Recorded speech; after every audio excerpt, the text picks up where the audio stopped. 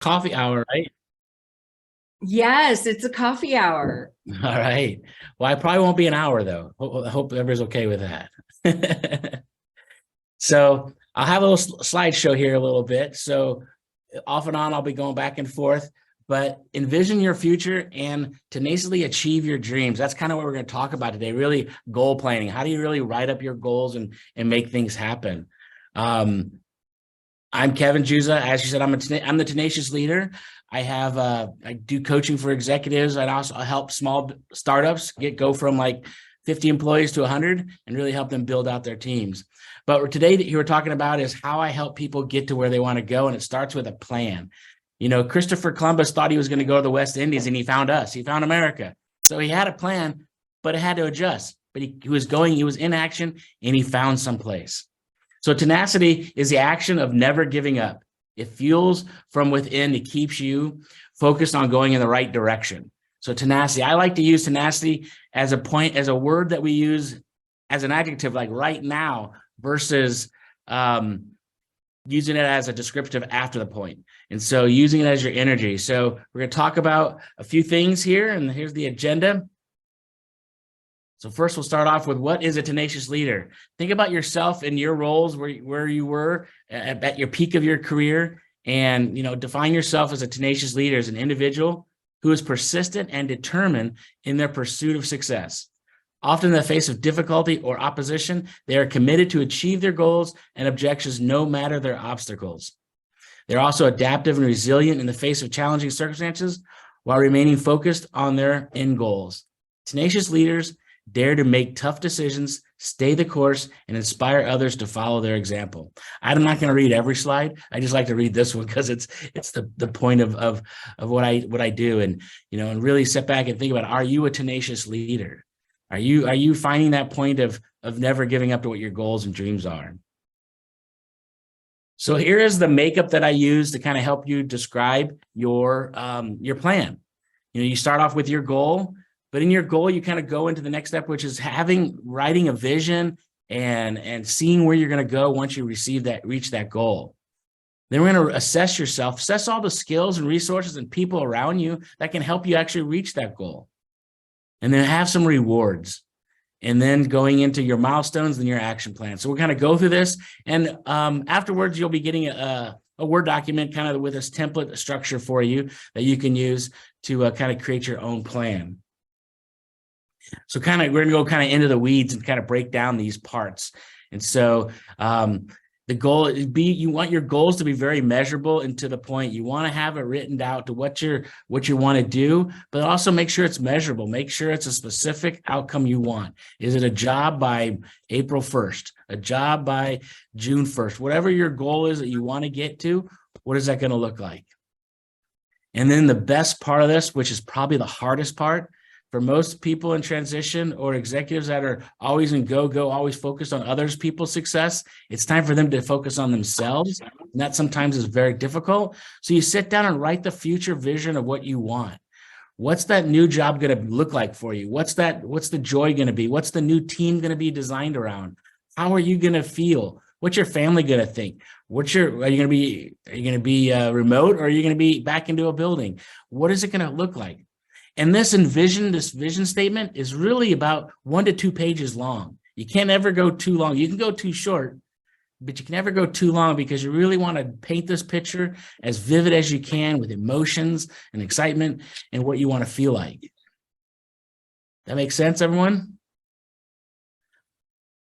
Next is this is like the skills assessment, resources, and people. These 3 pieces. When I first did this myself, I was like, why am I doing this part? But once you figure out, in about a month or so down the road, when you go back to this plan, it'll start reminding yourself of some things maybe you're not using anymore, resources you forgot about that you could bring up to, people that you could reach out to. The best thing about in transition is networking. You get a chance to reach out to people that you haven't talked to in a while and reconnect with people, but seeing them as your resources and where you can inspire and learn from or share or help them. Resources to the fact of all the groups you belong to, and your computer, your LinkedIn. Those are some resources you have that you could be using. The skills, look at your resume. What on your resume that you see that you can actually do and help you find your job? But seeing all that in the point of helping you is a way to kind of bring all this together. Now, rewards is an interesting part because as we're all adults, we get to do whatever we want, whenever we want it. And we have a credit card so we can buy whatever we want, whenever we want it. So how do you limit yourself? Stop giving yourself everything you want because you have to earn it. And in the sense of having rewards, I got to do this so I get that. Build back that type of reward system in yourself will help you actually get to where you want to go because you get a little bit of motivation to get there. So really think about that. If you want to get that new whatever, make sure it's tied to some sort of a goal that you have to achieve to actually do something to actually get that nice thing. It's not Christmas every day. So does that make sense? And there's like a small, a medium, and a large, meaning a small one is like going to actually playing golf, getting four guys, your friends together, doing a mani-pedi. Yes, I do mani-pedis. They're good for you, Medium one is like a massage or a euchre party, having friends over for a party that you want to do a game night type of thing. A large, a vacation, complete a house project, finish that kitchen or whatever, big goals, line them up and you'll see how you put them on your milestones. When you have your milestones, you'll see, put your dates kind of in there. What I want a job. I want to be sitting in my new office by May 1st. That means by April 15th, I want to sign my letter. On April 1st, goal is having 3 interviews every week on my calendar. If they're not interviews, they're darn good coffees with people, and you kind of build backwards of what it takes to actually get there. Yes. Patricia? Yes. Do you think it's dangerous, though, putting this date? Because I think a lot of us have been in transition a lot longer than we had anticipated. Mm-hmm. So I'm just kind of wondering if you say, okay, I'm going to be employed by April 1, and then April 1 rolls around and you're still job searching, like, how is that going to make you feel? Well, having a goal, it will help you actually get there. It's kind of weird how it works, manifestation kind of thing. If you put it out there, it's going to be there. But the great thing about this document, it's evergreen. You don't just fill it out once and then put it back in the file drawer and you don't look at it until like May 1st. Hey, let me check that plan. Oh yeah, I remember I thought through this stuff. No, you got to use it every week. So because it's evergreen, it's a draft copy. You can always go back and add it and adapt to it. If something came up and you had to go on a week trip to help your mom because they're sick or whatever, you have to adjust things. We have to make that. But those dates is where your goal is to have a job by May 1st. And then these are the steps to get me there. But sometimes we say our goal, but we don't see the steps, the milestones we need to actually take us there. But if things go right, things go not as quickly as we wanted to, you can adjust that date. It looks like I'm not getting my meetings as I wanted to. Maybe it's going to be a little further out. But you want to change things at the last, if you're proactively changing things and adjusting your plan, it's still your plan. If it's May 1st and you want to go, well, I'm going to change that to July now, then you're not really being honest to your plan because you have to be really tied to where you're going. And it's the action plan. I put on the first slide like 30-day action plan, but sometimes for some of you, it could be a week action plan. What am I going to do each week? And you want to go back to visit this plan to get you because you have a tighter goal. Some might not have the resources to, need to do something really fast. Or some of you are at the point where I need to get something really fast. So you got to put the action plan into a week. What am I going to do this week? And you print it out and you put it on your desk and you cross it off when you achieve those steps. And then when you go back to the plan, you're able to then update it. And keep a track log of everything you've done. It'll be interesting after the fact of when or if you ever get in this position again, you see all the things you did that got you to where you're at today. So this is the thing that kind of goes with what you were talking about there, Patricia, is your personal integrity. Now, many of you, I'm sure you probably describe yourself as a person with integrity when you're a leader in an organization. You kind of have to do what you say you're going to do, or else you lose trust with people, right? So what's integrity where it comes to personal level integrity? What does that mean? Well, how many of you set the time to wake up at 6 a.m. or 7 a.m. and then you still push snooze? That's like a person, that's like, I said I'm going to get up at 6, but no, I'm going to give myself 10 more minutes. No, I'm going to give myself 10 more minutes. Personal integrity is saying what you're going to say to yourself. So you say you're going to tell yourself, I'm going to get this done, get it done. Because then you build that muscle of always building trust in yourself. I see a lot of people when I work with them, coaching them, they say what they want to do, but they give themselves a lot of leeway because we're adults and we can do, we're not like children. No one's guiding us and putting us in boxes. We can have freedom. We can do whatever we want. Yeah. You find a way to give yourself that personal integrity to hold you to your goal, hold you to your steps. Integrity to yourself is more important than integrity to others. Because when you do what you say to yourself, that will reflect to other people, and they will then in turn be integrity to you. It's so. Does anybody can feel that a difference? And if you have a plan that you're actually fulfilling with integrity to yourself, that could be a different changing point to how you achieve a plan.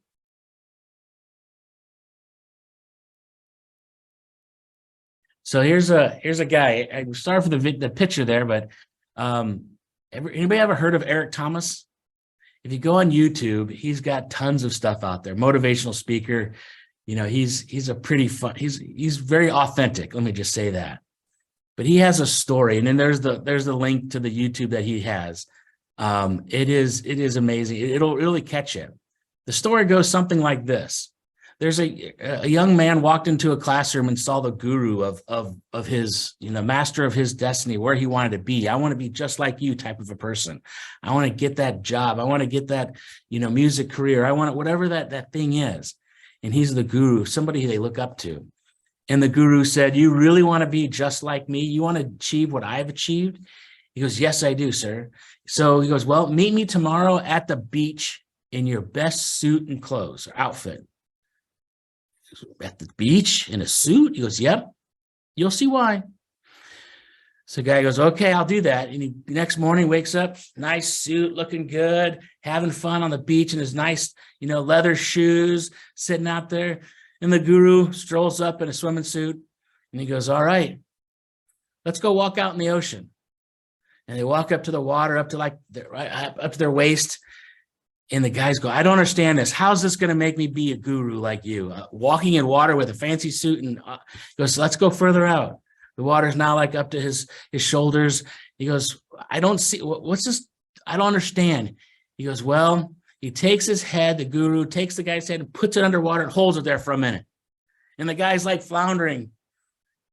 He pulls it back up. He goes, you want to be a guru and succeed? When you want to succeed as bad as you want to breathe, you will be like me.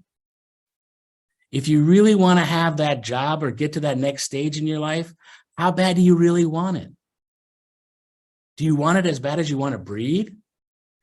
Is you bad? Somebody said in a minute ago, like this week it's going to be 70 degrees. They're going to go on a bike ride. They want to go on a bike ride. Do you want to do something so bad you want to go on that bike ride? What makes you breathe? What makes you excited? Putting things into action to actually get to that goal. You got to want it so bad that you just will do anything it will take. I was talking to a client and they said they wanted, to start a new division in their organization. But all they saw were the roadblocks. And I'm like, how bad do you want it? How bad do you think this is going to impact everything? And then you have to start thinking that way. And all of a sudden, all the things started coming to him to help them get to the next stage to actually open that department. You have to push yourself and have to believe so you can succeed. So bad you need to breathe. So own what you want and go after it. Go after it. It's yours. So I challenge you tonight by midnight. If you have a plan yourself, you've already got one and you want to make some revisions to it, please do. Or I'll send we'll send out the template to you later. Fill that out, send it to me by midnight. And we'll set up a complimentary follow-up this afternoon. If you get it done to me in the next hour, you're like in action, you're doing it. Send it to me and we'll set up a time and I'll go over it with you and help you make sure the plan is kind of all the key pieces are there. But remember, it's an evergreen document. It's never going to be perfect. Progress gets in the way of perfection gets in the way of progress. Anybody get to the point where I can't submit this, on LinkedIn yet. I can't upload this resume yet. It's not perfect. It doesn't meet the description. Sometimes after you've done your first draft, it's good enough. You just got to keep going. We're looking to be in action. The first draft, it'll take you an hour or less, because once you put it down there, then you'll start thinking about it. And when you go back to it tomorrow, the next day, you'll get a bit deeper, bigger, you'll go, expand upon it and make it as thorough, as involved in everything you can as much as possible. So email me your plan by the midnight tonight, or tomorrow, but what's your personal integrity? Midnight tonight, get it in tonight. And you start that progress and put some things into action.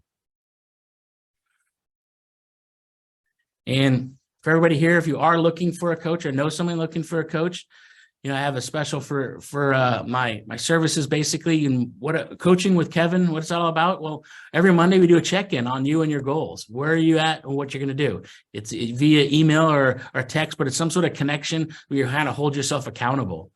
That's one thing I kind of pride myself. I have like a black belt in accountability. I help people hold themselves accountable to get to where they want to go. Then we have 2 monthly meetings, 50 minutes to 90 minutes long, where we sit down and really go through and help you, believe in where you're going and get there. And if you ever come up to a point where I got a meeting, got an interview, I got this, anytime you want to chat for 5 minutes, text me, we can have a call and talk. One of the first things I do is talk about your essence. Who are you and what do people see when you walk into the room?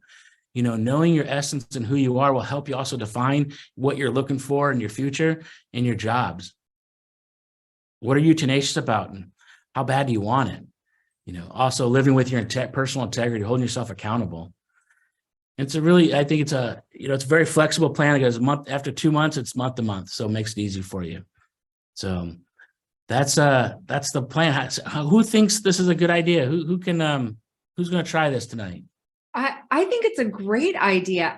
Can you go back to the sample plan for hiring? Can we dive into that? Like getting a job, the one that you the first one? The one that you and I had talked about is, setting up a plan for how am I going to get a job and how am I going to find the job? Let's see. Where was it? This one. Yeah, there you go.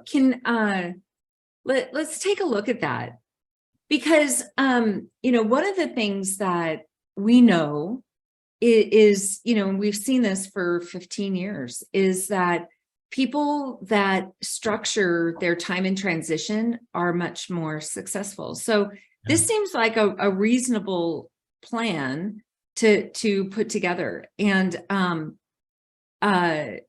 then anything else on this that could be helpful to people? I think you're right. I think you're blocking your schedule. Finding a job should be a full-time job per se, but you don't work when you work a full-time job, it's not always truly 40 hours. You're kind of working with people, talking, you have your lunch break. So you got to think about if you give yourself that time every day, condensed for 4 hours a day, you're going to work on finding your next job, and you don't get burned out. And then afternoon is all your meetings and fun kind of connections and working with people. Blocking out your day and your schedule, it goes back to that personal, accountability to yourself, integrity of, I'm going to put a structure together, try it for a week, try a schedule, map out next week what your schedule you want it to be, when you're going to work out, what do you have meetings already set for next week? Any Zoom meetings or catch up with people? Put that on your calendar on your desk, and then fill it in with everything else you want to do. I'm going to do an hour of LinkedIn. I'm going to do and reaching out to all my first connections that I used to work with. And then the next day, maybe an hour of working on LinkedIn for all the people I used to go to college or university with, and really plan out the little things you've heard through all the boot camps, or maybe all the other places you've gone to coach, helping you find your next job. They've told you or given you ideas of action. Put it on your calendar and then work through it. Work the plan. And that's a great idea.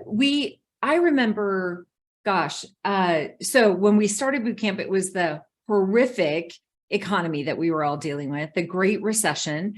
And what we saw was that people who were structuring their days made progress.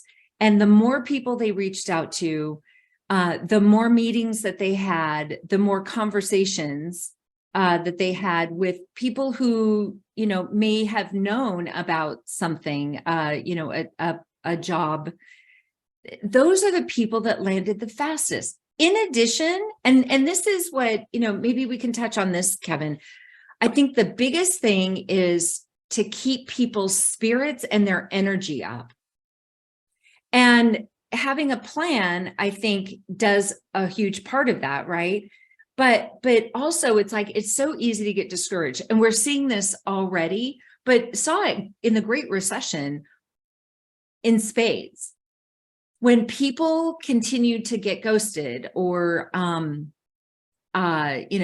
be told that they're second choice, or, the process just drags on, or that the company has now pulled the position, it's so easy to get down. What are some things that maybe you put in your action plan to lift spirits up or get energized? Yeah. Bill, what are you saying? Exercise and yoga. Oh, that's a good one. Exactly. Staying in motion. The worst thing you can do when you get frustrated is sit on your couch, sit at your desk, and look at a computer. The best thing for you to do is go for a walk. AirPods, those are the greatest things now, because now you can have conversations when you're walking outside. It's getting fresh air. I remember during COVID, that's what people were doing in my neighborhood. Everyone's like doing laps around the neighborhood, getting outside and getting action. When you're going through this transition, you got to think of the things that make you happy. Going to the beach if you're near a beach, or going to the mountaintop, wherever that fulfills your spirit and your heart. That's where you got to be. You can't have everybody outside of you control your feelings and excitement and happiness. Happiness comes from within. So if you're content and happy that you're doing the work you should be doing, it will build that momentum. You're talking about all the things outside, the HR people not replying back to you, and and networking, and how that connection. One of the best things is when you can help others, you will start feeling good about yourself, and it will start coming back to you in spades. It's the go-giver mentality, right? Yep. And it's the book that we've really used to not base bootcamp on, but validate the bootcamp concept. And it's our business strategy as well. It's really about giving to others, and it does feed the energy. Tracy, you mentioned, can you come on? You mentioned something. I'm trying to find your post. Yeah, Christy, I was listening to a podcast last week, and it blew my mind. It's this girl, Amy Porterfield, and I think she's getting ready to release a book called Capacity for Zero. But she talks a lot in there about just something that, Kevin, you touched on, about it doesn't have to be perfect. It doesn't have to be, don't sit and get stuck. Just send it out. Anyways, Amy's made a comment, keep it simple, make it fancy later. And that has just really stuck with me. I put it on a sticky note, and it's sitting in front of my desk here. So, yeah. Yeah, perfection kills me. I mean, that will be an energy sucker for me when I want to go do something, update in my website to do my next webinar, and I'll sit there for an extra week to maybe correct 2 periods, instead of just getting that out there and then go in there. I had a referral yesterday for my daughter for a therapist, and a friend recommended me to somebody. I looked up the person. She goes, I highly recommend her. She's awesome. I look on it. The front top of it had her name spelt wrong. She spelled her name wrong on her website. And I thought maybe I typed it in wrong. I validated, and then I just emailed her. Then 2 seconds later, it was fixed. But you know what? It's like, it's okay. One thing that COVID brought us is a lot more forgiveness about perfection. It's so we're able for us to be authentic, and don't be afraid to be authentic. Be yourself. And that's a really good point. You bring that up. And that's one of the things that I really like about your style, Kevin, is you are really authentic. It's like, hey, it's okay to, show your flaws. And it's about the intent and, making sure that the intent is there. And so you're spot on. The other thing that I think about is, okay, when on your plan where you say identify 20 targeted companies, that's something that people don't do enough of. And here's why. And Kevin, you know this, when you identify target companies and you reach out to your network and ask them if they know somebody, here's what happens in the brain. It triggers something. I don't know somebody at that company, but I know somebody at a similar company. And that's called Vance Caesar, who's an executive coach that I had followed. Actually, he was an executive coach that I relied upon for many years when we started boot camp. He called it the law of specificity. When you mention something specific, the brain has a way of telling, you those things that are similar. And that's how you can get people to help you, is by saying, I'm looking for contacts at this company, or this is a company that I'd like to work at. And then, somebody names off, well, I don't know that company, but I know these other ones. Have you heard of that, Kevin?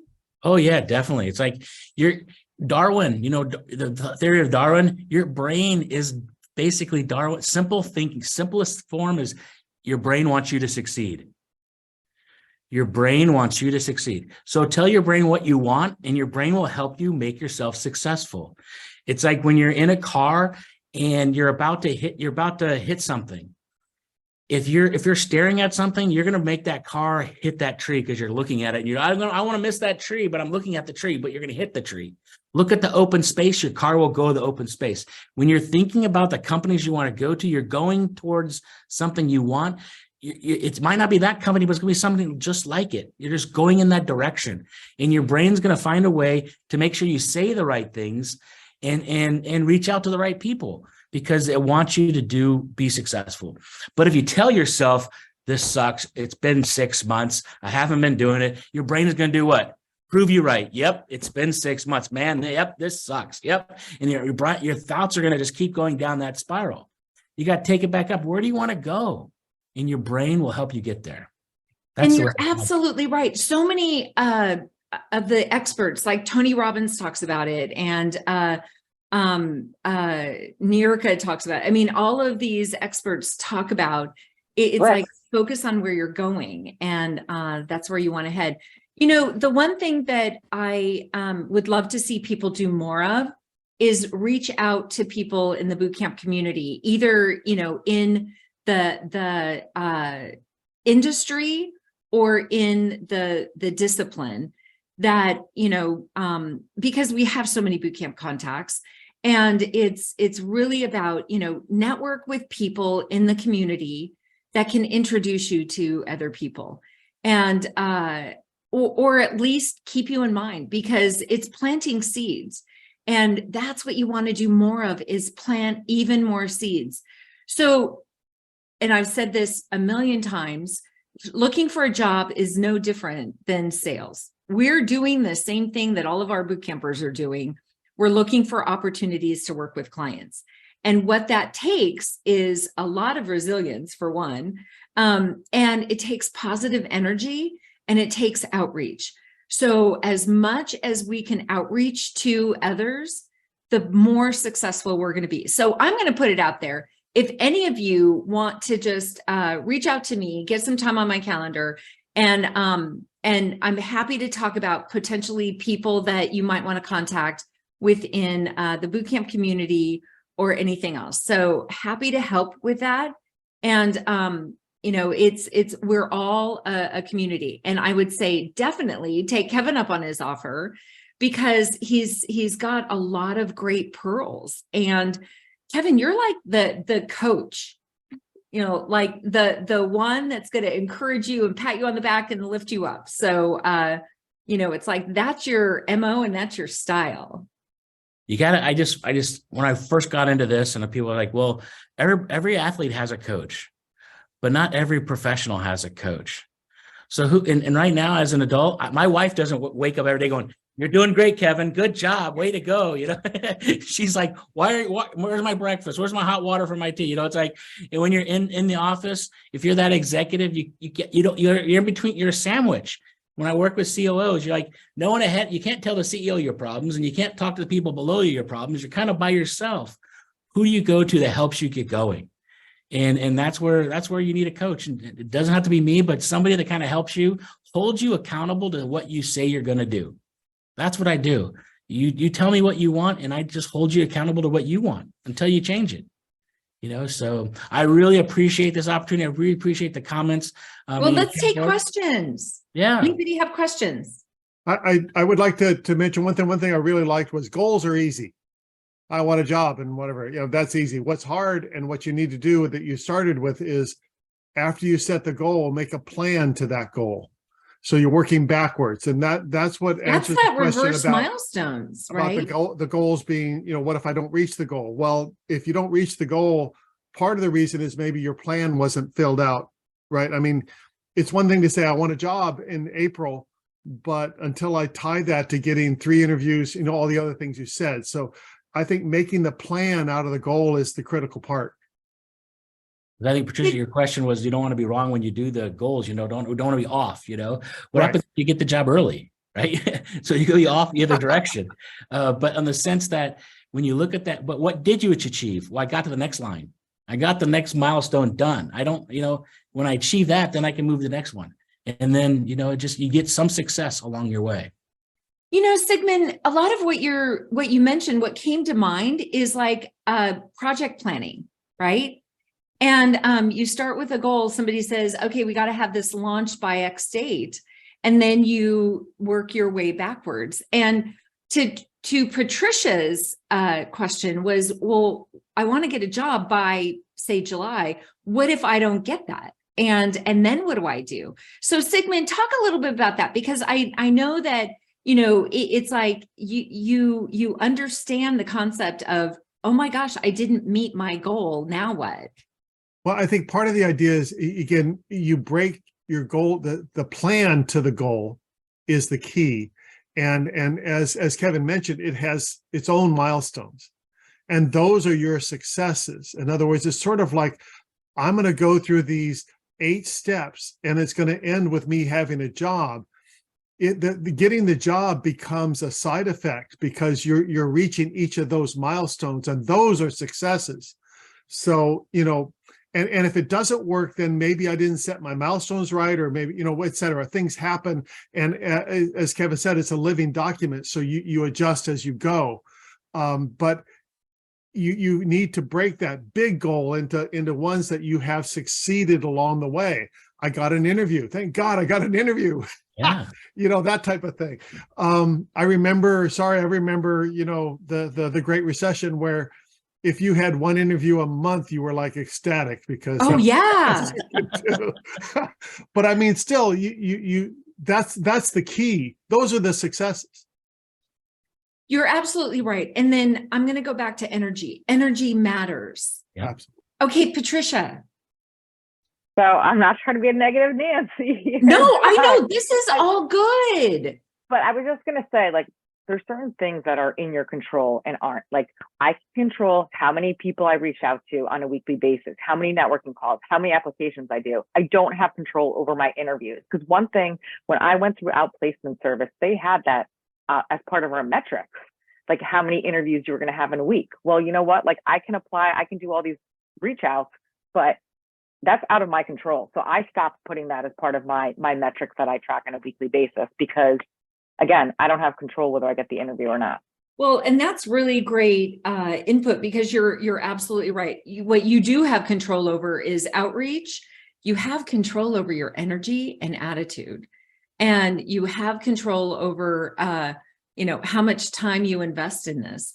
And I also think, because again, Patricia, this is absolutely what we're going through too. It's like our business has declined a lot.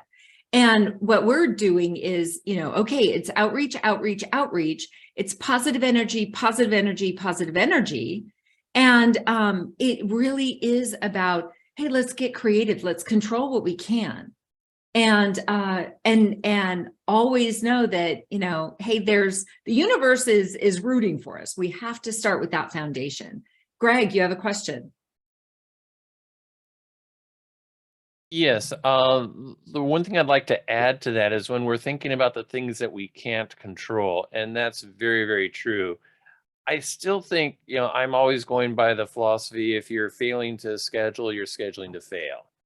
And in terms of, okay, I'm reaching out to so many people, I'm doing this, I want to have so many interviews in this time period. You might not get the number of interviews you're looking for, but remember, it only takes one interview to have that potential for success. And so even if your goal is to get 3 interviews in a certain time period, if you get one interview, celebrate the success of that one interview. If you reach out to 15 people, if you have so many informational meetings, each one of those, count them as a success. I think what Sigmund said earlier about counting the small goals as success, that's going to help you have energy to overcome some of the feeling we might get when some of our goals that are beyond our control don't necessarily come through. If I can add, I work with people, then they need to kind of gamify their job, gamify the proposal thing. So an interview is worth 10 points, but a marketing event or a networking event is worth 5. So if I go to 2 networking events, that equals one interview. And so you start bringing out your activities to some sort of a point metrics. So your goal is to get to 50 points a week, or, how do I get to 50 points a week? And you break out your own goal, your own plan.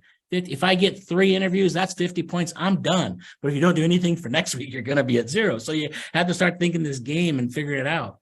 When I do sales and executives get, you got to sell $5 million worth of your product. How am I going to sell $5 million worth of product? But once you start telling they figure out their brain, they work through it, they find a way to get to that 5 million. But you put it in context. So knowing you want to get a job in 6 months, or 5 months or 3 months, because it's been so long, that you have to see where you want to go and break it down. And the number of interviews, what do you control? You do, when you sit with these interviews, one mindset with these meetings is, I got to get a job. I got to get a job. No, it's like a milestone. I got to get connected with this person.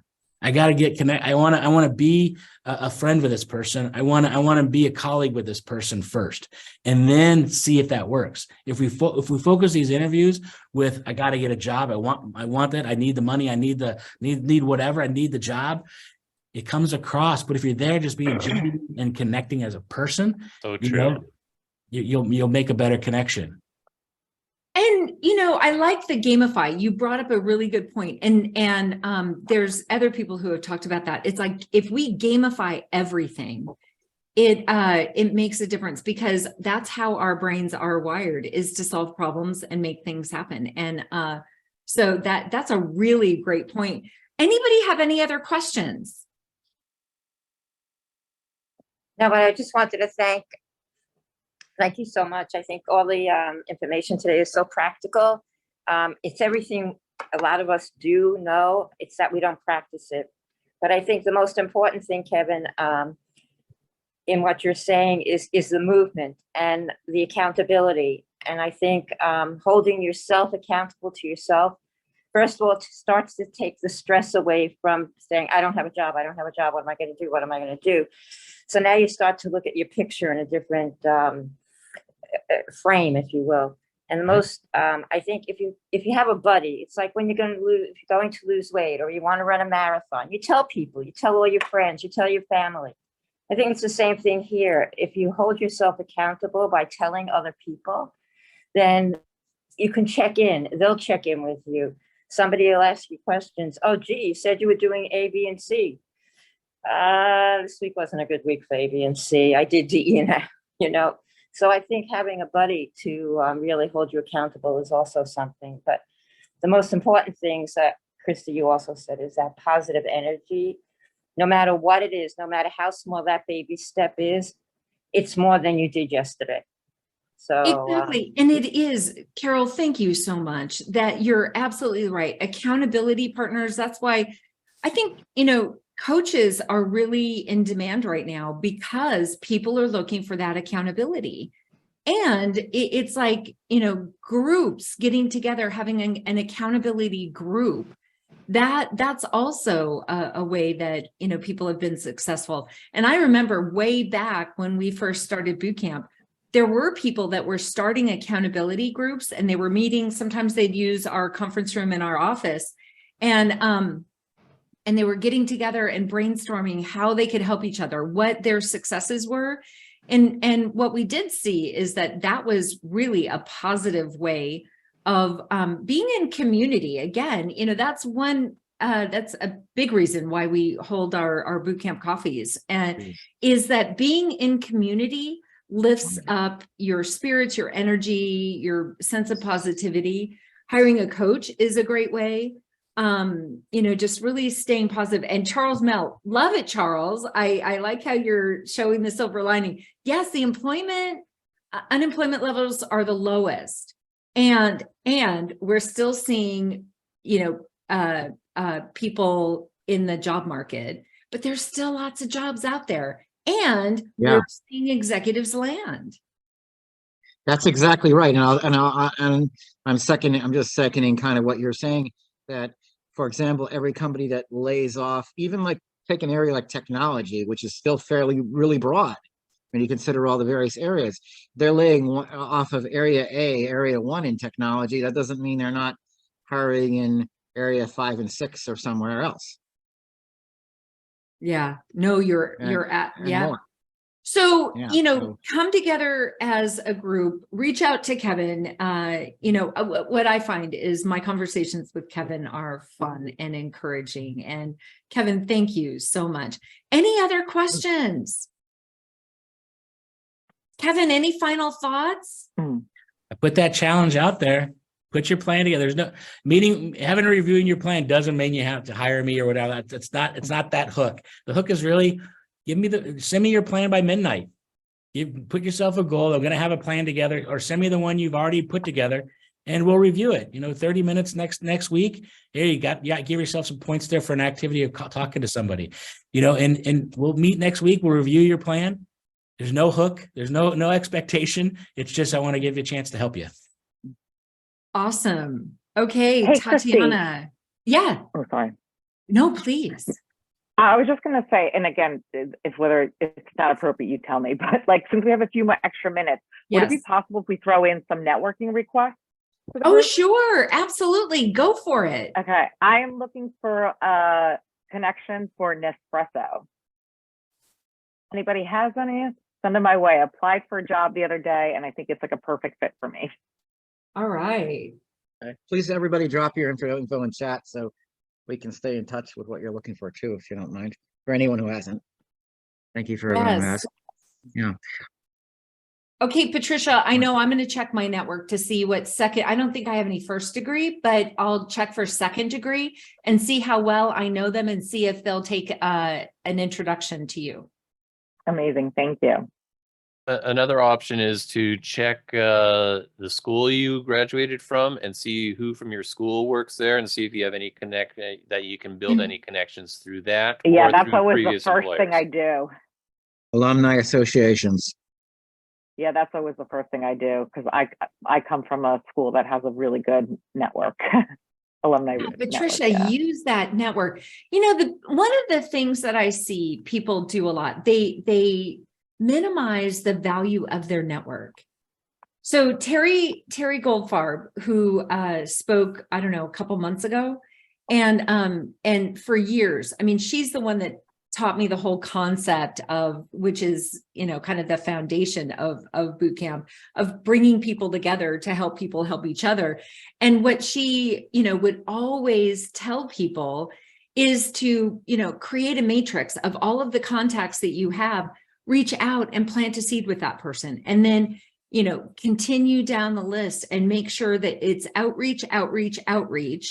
And, you know, because that's what gets us from point A to point B. In addition, it lifts up the whole energy of the community, of society. It's like, we're social animals. We don't have to be extroverts. I'm a closet introvert, and I still love people. And that's what drives me, is I love connecting with people. Now, I am horrible at a networking event in a group, but put me, you know, with the boot camp community, put me in the boot camps, put me with one-on-one meetings. I absolutely flourish. But, on that point about leveraging your network, it's so interesting because I think, we often look at LinkedIn and what their connections are. But the other day, as a follow-up to my Nespresso, I sent an email to most of my friends. And one of my friends responded and has a very good connection. Now he's trying to work it out, but it's like I would never have thought. And it was a friend of mine who I see all the time, and I had no idea. Yeah, see, we don't know. And somebody even said I'm a grad from Chapman University, and I was there, and somebody was talking about networking, and they said, and the guy was a mechanic for high-end cars, and he said, it's surprising, most people don't realize how connected I am. And so he works on Porsches, Mercedes, and even your local mechanic can be a good network contact for you. It's surprising. Don't discount. Don't minimize. And that That's book, The Magic of Believing, talks about planting seeds and how those seeds can lead to getting you what you want. Carol, was that you? Yeah, but you basically said, yes, magic of believing. You basically said. And that goes back to But think Starbucks, Nespresso isn't the only bean out there. There are many beans. And you just never know through Starbucks who may connect you to Nespresso. So that's another cup of coffee for you. Yeah, there you go. Kevin, you were going to say something? It goes back to the point about having your target companies. Why is that so important? It's because when you're talking with people, you know right away where you want to work or type of place you want to work at. And you give those names right away. When you don't do the homework, you don't have answers when you need them. Yes. Yes. Well, thank you, everyone. It's so, Kevin, I can't tell you how much I appreciate. I feel like you're so supportive. Tell people about your COO forum and how they can get involved. Yeah. So the CO forum, it's a network, a peer-to-peer conversation. So we basically have a monthly meeting where we get together, and the COs are able to talk about the business issues of the day. The big topic is basically, how do you manage hybrid employees, and are they being productive or not, or how do you manage through all that change that's going into our environment? That's a topic that we talk about a lot. How do you work with your CEO? A place to kind of go to talk about those type of grassroots, real conversations that they face. I just lost my XYZ. Who knows if an HR person or something? It's a good networking event. They also have access to national speakers. That CO Forum holds 2 meetings a month. That also gives you opportunity to learn. We had a person who just wrote an article about COOs from McKinsey to come in, and he spoke to the group to be able to talk about what he knows or learn about working with multiple companies and how their CEOs are operating. It's a great way to kind of have that peer network. And it's a national forum, right? It's national. Yep. There's like 30 chapters, I believe. And you mentioned about you wish that more boot campers would connect. And that's so true with the CO forum. You have 10 to 15 COs in your local neighborhood, getting together, having coffee, and you get to really make that stronger sense of community. You then will have a safer base to work off of when change happens. Thank you so much.